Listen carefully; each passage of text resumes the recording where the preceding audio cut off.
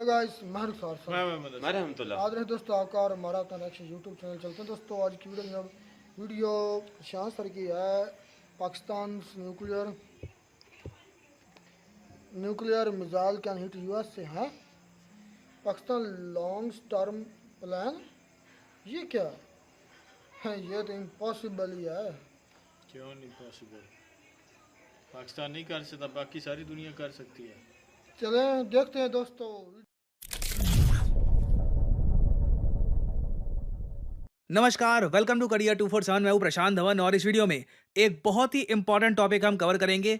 Recently आपने ऐसे articles बहुत सारे देखे होंगे, नहीं देखे तो मैं आपको दिखा देता हूं, जहां पर यह लिखा है कि पाकिस्तान डेवलप कर रहा है ICBM inter continental ballistic missiles जो यूनाइटेड स्टेट्स ऑफ अमेरिका तक पहुंच सकते हैं।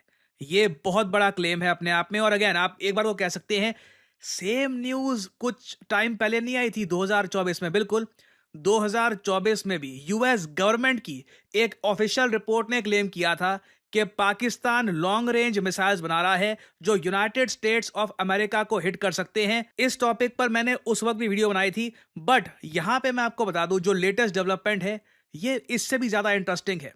यूएस मीडिया ने, प्राइमरली यहां पर मैं कहूंगा फॉरेन अफेयर्स मैगजीन ने, जो बहुत अच्छे डिटेल्ड एसेज और रिसर्च पेपर्स पब्लिश करती है ऑन जियोपॉलिटिक्स, इन्होंने बहुत ही इंपॉर्टेंट एक आर्टिकल पब्लिश किया जहां पर यह लिखा है how to survive the new nuclear age. इसमें बताया गया है कि यूएस इंटेलिजेंस इनपुट यह बता रही है आज के समय कि ऑपरेशन सिंदूर के बाद पाकिस्तान ने दृढ़ निश्चय से अब डिसाइड कर लिया है कि चाइना की इनडायरेक्ट हेल्प इनको मिलेगी और ये बिल्कुल लॉन्ग रेंज वेपन्स बनाएंगे जो यूनाइटेड स्टेट्स ऑफ अमेरिका तक पहुंच पाए।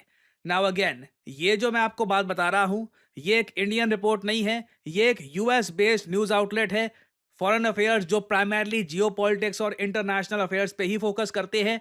इन लोगों ने अपनी रिपोर्ट में लिखा क्या है ये जानकर you will be shock. Now जो ये पूरा आर्टिकल है, जो ये पूरी रिपोर्ट है अपने आप में how to survive a nuclear age, इसमें उन्होंने Chinese nuclear weapons, Indian nuclear weapons सबके बारे में बात बोली है। वो सब मैं कवर करूंगा तो कई घंटे की वीडियो हो जाएगी, बट मैं यहाँ पे प्राइमरली फोकस करना चाहता हूँ कि पाकिस्तान के लॉन्ग रेंज वेपन्स के बारे में यहाँ क्या लिखा है। ये लोग यहाँ पर कहते हैं कि यूएस के लिए एक बहुत बड़ा थ्रेट आता है फ्रॉम पाकिस्तान। जी हाँ, ये बात ओपनली यहाँ पर लिखी गई है।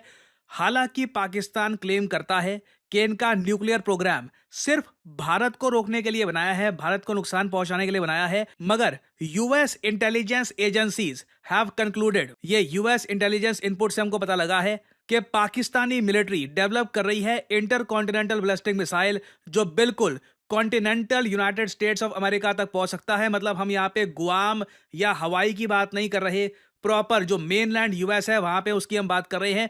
इन एक्वायरिंग सच कैपेबिलिटी पाकिस्तान एक्चुअली यूएस को रोकना चाहता है ताकि यूएस जो अभी रिसेंटली ईरान को टारगेट कर रहा था उसी तरीके से किसी दिन पाकिस्तान को टारगेट करना ना स्टार्ट कर दे। मैंने आपको एक पुरानी वीडियो में दिखाया था जहां पे बेंजामिन नेतन्याहू ने ओपनली ये कहा था कि कभी भी ये नहीं चाहते कि इनके लिए पहला टारगेट है ईरान, उसके बाद सेकंड थ्रेट है पाकिस्तान। फिर उन्होंने कहा कि पाकिस्तान जो तालिबान के अंडर आता है। नाउ अगेन मान लीजिए पाकिस्तान में कल को कोई इमरान खान जैसा लीडर फिर से आ जाता है जो बहुत ज्यादा एंटी यूएस है और इस बार पाकिस्तान की जनता उसको कंप्लीटली सपोर्ट कर रही है, उसके लिए जान देने को तैयार है, वो कह रहे हैं कि इसको नहीं हम मरने देंगे। उस केस में पाकिस्तान के पास सरवाइव करने का कुछ मेथड होना चाहिए, कुछ यूएसए को डराने का भी तरीका होना चाहिए, क्योंकि इन्होंने ऑपरेशन सिंदूर और अभी जो रिसेंटली ईरान पर B-2 बॉम्बर्स का हमला हुआ है उससे पाकिस्तान ने यह समझ लिया है कि जब तक continental United states of America तक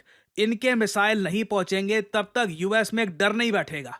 यूएस इस टाइप के अटैक जो उन्होंने किए थे ऑन ईरान, नॉर्थ कोरिया पे क्यों नहीं करता? क्योंकि नॉर्थ कोरिया ने ऐसे मिसाइल्स भी डेवलप कर रखे हैं जो डायरेक्टली अमेरिकन शहरों तक पहुंच सकते हैं।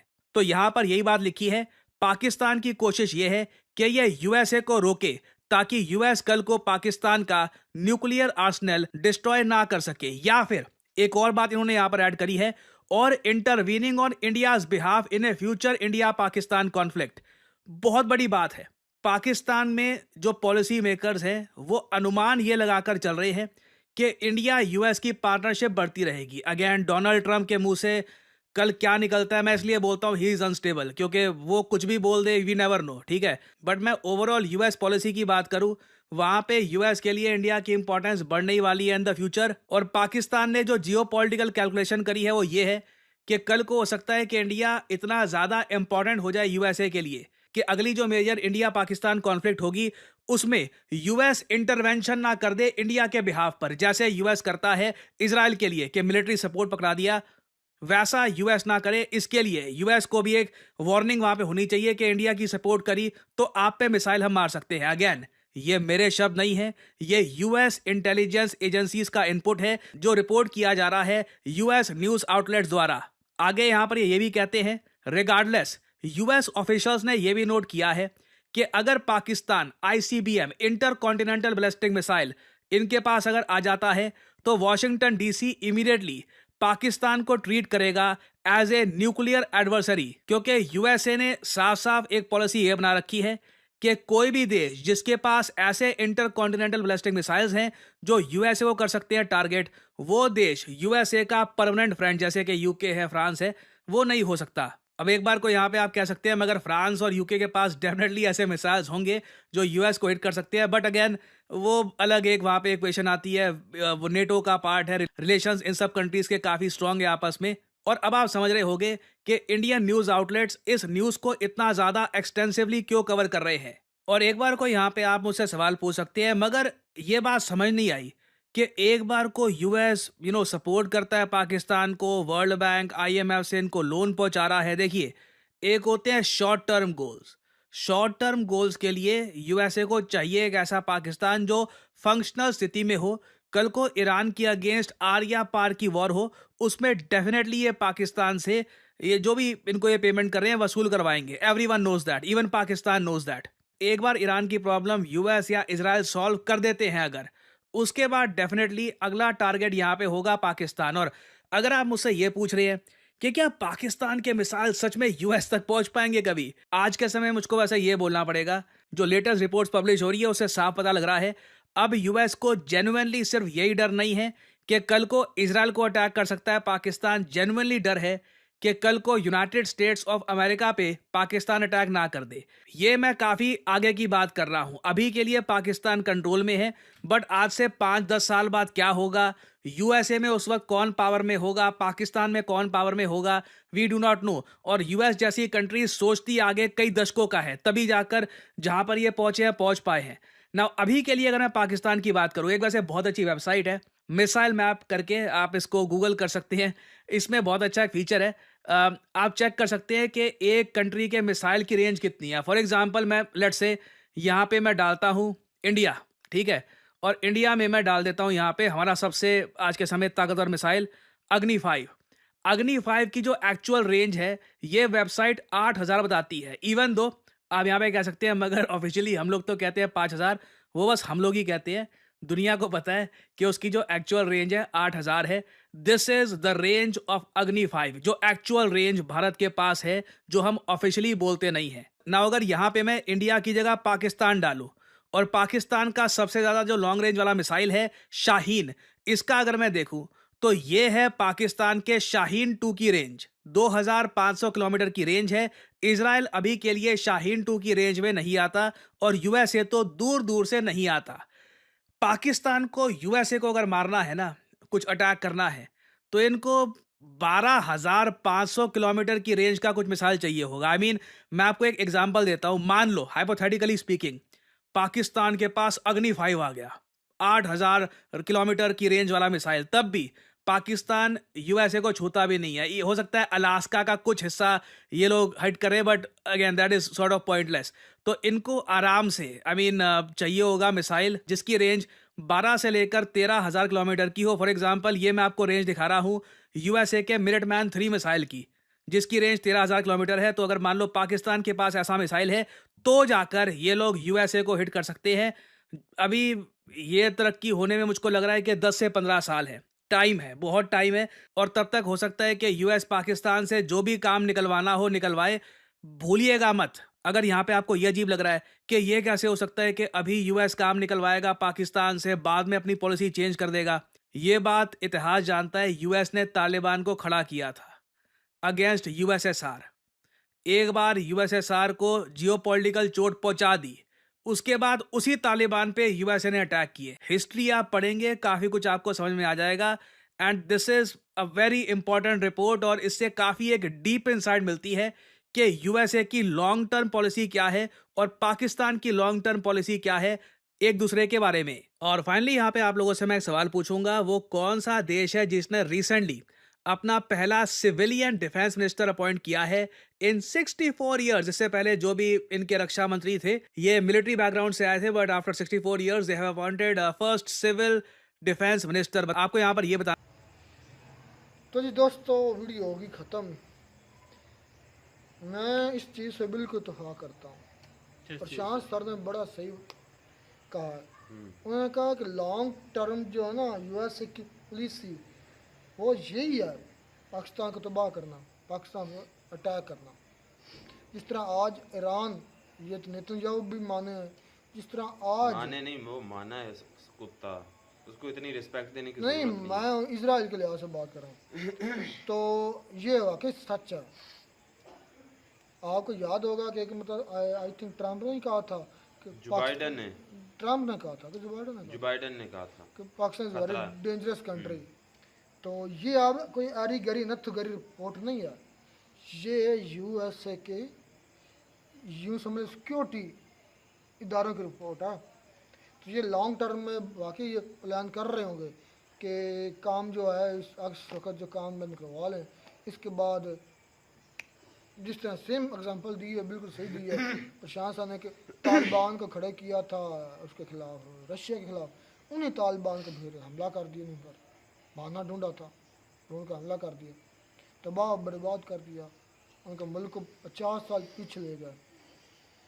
बिल्कुल, तो ये सच है, ये होना है। ये किसी के भी सके नहीं है यूएस। मैं ये कुत्ते चल नहीं तो आपको लगता है कि पाकिस्तान हमारे भाई वो कुछ इनका सगे हैं? बाप है पाकिस्तान। अगर मैं ओ यहाँ पर भाई, देखूँ ना, ये आपको भी आप पता समझते है। हैं, हालांकि देख लें, आपको लगता है कि अगर अमेरिका चल रहा है या अपनी प्लानिंग कर रहा है तो पाकिस्तान कुछ भी नहीं कर रहा। कर रहा होगा, बिल्कुल कर रहा होगा। भाई पाकिस्तान वो कंट्री है जो एक तरफ से अमेरिका से इमदाद लेता है, दूसरी तरफ आप देख लें कि उनको मारने उन्हीं के को लिए। मारने पे शुरू हो जाता है। एक तरफ पूरी दुनिया में वो तलाश कर रहे होते हैं उसामा बिन लादेन, अमेरिका वाले, और एंड पे वही उसामा बिन लादेन जो है वो पाकिस्तान से एबटाबाद में पकड़ा जाता है। तो इसका मतलब है कि वो अमेरिका के साथ भी नहीं सके। अगर अमेरिका, ये डेफिनेटली हकीकत बात है कि अमेरिका पाकिस्तान का सगा नहीं है, लेकिन इससे भी ज़्यादा ये हकीकत है कि पाकिस्तान भी उसका सगा नहीं है।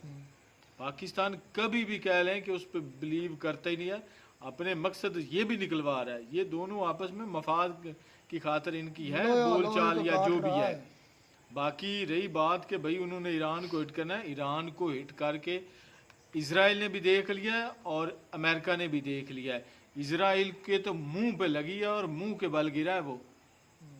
सिर्फ और सिर्फ अमेरिका जो है ना, उसका डायरेक्ट इन्वॉल्व होना यहाँ पे नहीं बनता था। उसने कह लें कि पता नहीं उसको क्या सूझी है कि एक हमला करने के बाद उसने फॉर्मेलिटी के तौर पर वो कर दिया। उसके बाद अब वो अपनी आवाम को बता रहे हैं, पूरी दुनिया को बता रहे हैं कि भाई इतना अंदर डीप जाके वो बम लगे हैं। बाकी इजराइल जो है ना, इसने यही इसी वजह से छोड़ा हुआ है कि जो भी मुल्क हो आगे मुसलमानों का उस पर चढ़ दौड़ो, अगर कोई रोकेगा तो हम शुरू हो जाएंगे। लेकिन इस दफ़ा ईरान जो है उसने अच्छी तरह मारा है उसको। देखो यार, वीडियो बड़ी इंटरेस्टिंग थी, हाँ हैरान हो गया हूँ। अच्छा, मैंने ना वीडियो प्रशांत की हम अक्सर देखते रहते हैं। इसने वीडियो जब अटैक हुआ ना, तो करंट इसकी वीडियो आ गई जब यूएस ने अटैक किया ईरान पर। तो इस बंदे ने ये कहा कि अब मतलब कि पता नहीं क्या होगा, कि मतलब कि जो ऊपर वाले ही जानता है कि अब अगर जिस तरह ईरान ने हमला किया है एयर बेसिस पर यूएसए के, अगर उनके सोल्जर मारे जाते हैं तो फिर सोचो ईरान का क्या हाल होगा। सोल्जर नहीं मारेगा ना, सोल्जर भी नहीं मारे गए, क्या पता भी मारेगा क्यों, नहीं अंदर मारेगा, रिपोर्ट एक है। सोल्जर भी नहीं मारेगा यूएस का था। तो फिर तो ईरान ये का बात क्या सही हाल की होगा। थी इन्होंने। मैं कहा अगर मारे जाते हैं 15-20 मारे जाते हैं ना, तो फिर देखो ईरान का क्या हाल होता है। वाकई ये बात इनकी सच थी। भाई इसके पीछे रीज़न ये है कि यूएस ने अपनी हर जगह पर बेसिस बनाई हुई हैं, हर कंट्री को अपना गुलाम बना कर रखा, वो खुद बन भी जाते हैं। अब ये जो अरब की कंट्री हैं हर जगह पर इनकी बेसिस है, तो ये ख़त्म कर दें, क्यों उन्होंने रखी हुई हैं। उनके साथ जो उनका मुआहदा हुआ है उसको ख़त्म करें, उनको अपनी कंट्री से निकालें। ये ऐसे ही लेकिन उन्होंने कहीं इतना ना बाप कहीं भाई बनाया ये हुआ बात है। भी हकीकत है, प्रशांत सर जो कह रहे हैं ये बात मानने वाली है कि भाई पाकिस्तान जो है वो लॉन्ग रेंज जो है ना मिसाइल उस पर काम कर रहा होगा। ये हकीकत बात है। कहीं ना कहीं वो जो कह लें कि अमेरिका को नथ डालने के लिए या अमेरिका पे कम अज़ कम इतना प्रेशर बढ़ाने के लिए कि भाई आप पर भी अटैक हो सकता है। यार बड़े ये सीक्रेट्स होते हैं, मैं बताता हूँ आपको। पहले एक अंकल को बता रहा था, वो थोड़ा पुराने अंकल थे, वो इधर नज़दीक एरिया बताया, मैं चौंक गया था। उसने कहा कि आपको पता है पाकिस्तान के उधर अंडरग्राउंड अड्डा है। मैं किस चीज़ का? फोर्स का। मैं वो क्या करती है? वो कहते हैं हमारे ज़्यादातर हटर इधर होते हैं। हाँ नहीं यार, शायद नहीं तो जाकर चेक कर लो, अंडरग्राउंड है, तो किस इलम में नहीं है। तो ऐसा होता है। अब ईरान की देख लें, अंडरग्राउंड मिसाइल पड़े हुए हैं, कोई पता नहीं यूएस किधर पड़े हैं। वो उधर से निकालता है मारी जा रहा है, निकालता है मारी जा रहा है। अगर इनका मिसाइल सिटी का पता लग जाता ईरान की, तब तक ये सारे के सारे मिसाइल तबाह कर देने थे, मार मार कर। तो इन्होंने भाई कौन सा है खुफिया अड्डा जो है नीचे ज़ेरे ज़मीन बनाया तो होता मैं है? बात मकसद ये था, इन्होंने काफ़ी जगहों पे बनाया है। सब कंट्री खुफिया कोई ना कोई चीज़ बना रहे होते हैं। तो मैं मान सकता हूँ कि उसका पाकिस्तान भी अंदर खाते इस पर काम कर रहा हूँ। भाई होगा, ये शॉकिंग है, हो वैसे भी सकता है। शॉकिंग है। हाँ लेकिन ये इतना ज़रूर है कि इस दुनिया में कोई किसी का सगा नहीं है, चाहे कंट्री है या क्या, चाहे इंडिविजुअल्स ले लें। मफाद, अब अमेरिका मफाद इंडिया पाकिस्तान के साथ यूज़ कर रहा है, पाकिस्तान यूज़ हो रहा है, पाकिस्तान का मफाद है, डॉलर पाकिस्तान के लिए यूज़ हो रहा है, तो दोनों के एक दूसरे के मफाद है। चलें, वीडियो बड़ी मज़ेदार थी। ये अब वक्त साबित करेगा पाकिस्तान बनाता है कि नहीं बनाता। मिलते हैं नई वीडियो में नाटक साथ। Take care.